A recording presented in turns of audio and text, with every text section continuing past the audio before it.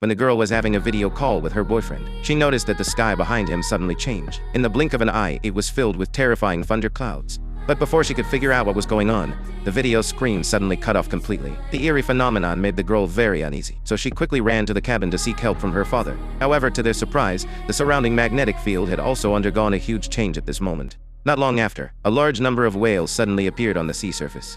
At first, the man was going to comfort his daughter and tell her not to be afraid, using the excuse of the weather. But to his surprise, one of the whales actually ran directly into the yacht. The engine was damaged instantly and couldn't be started. What made them even more devastated was that the rescue communication also inexplicably lost its signal at this time. Fortunately, they weren't too far from the shore, and maybe things would return to normal soon. But unexpectedly at this moment, the radar showed that something was approaching rapidly. Then everyone heard a violent rumbling sound getting louder and louder. When they went out of the cabin to check again, they were shocked to find that a meteorite in the distance was hurtling straight towards the sea surface. But strangely, when this meteorite landed on the sea surface, it didn't sink. Instead, it floated on the water. At this time, another meteorite fell and landed directly not far from the yacht. It was then that the father, Tom, realized that these meteorites were actually satellites from the sky. Before the family of four could react, the entire sea began to shake.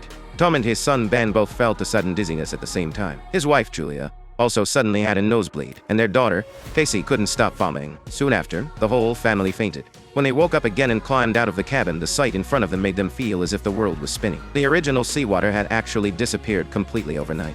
What they saw was an endless expanse of dry seabed. Only the few fish bouncing on the deck could prove that they had indeed been on the sea before. The Tom family now had only one question: where on earth had the sea gone? As the head of the family, Tom was the first to calm down. He took out a compass to try to determine the direction, but to his horror, he found that the north and south magnetic poles had reversed. The last time such a thing happened was 700,000 years ago. What was even worse was that Julia found that they only had 4 or 5 days worth of food left. In order to seek rescue, the youngest son released a balloon into the air. Once there were survivors nearby, they could find their location.